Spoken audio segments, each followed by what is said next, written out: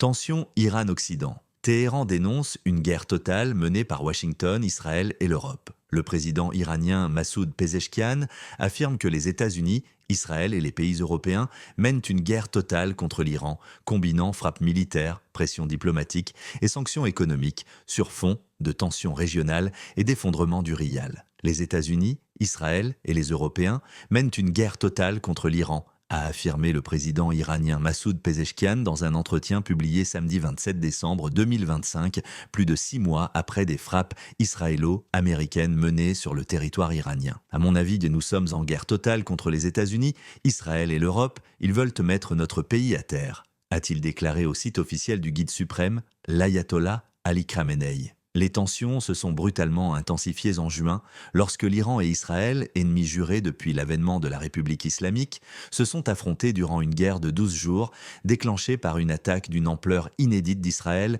contre des sites militaires et nucléaires iraniens ainsi que contre des zones résidentielles.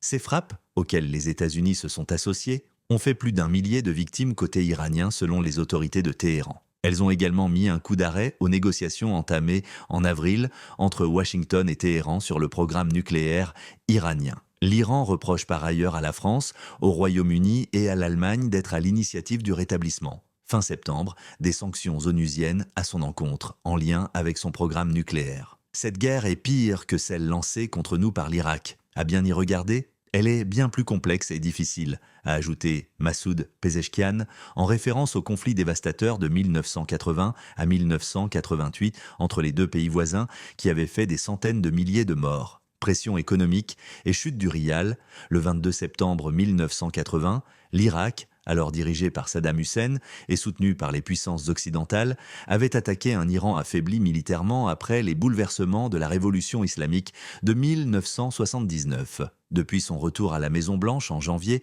le président américain Donald Trump a relancé sa politique dite de pression maximale à l'égard de l'Iran, initiée lors de son premier mandat. Cette stratégie se traduit par une série de sanctions supplémentaires destinées à asphyxier l'économie iranienne et à tarir ses revenus pétroliers issus de ventes clandestines sur le marché mondial. La situation pèse lourdement sur la monnaie nationale. Le rial, en dépréciation chronique face au dollar, est confronté à une hyperinflation persistante. Samedi, il a atteint un nouveau plus bas historique sur le marché noir, à près de 1 400 000 rials pour $1, contre environ 800 000 un an plus tôt.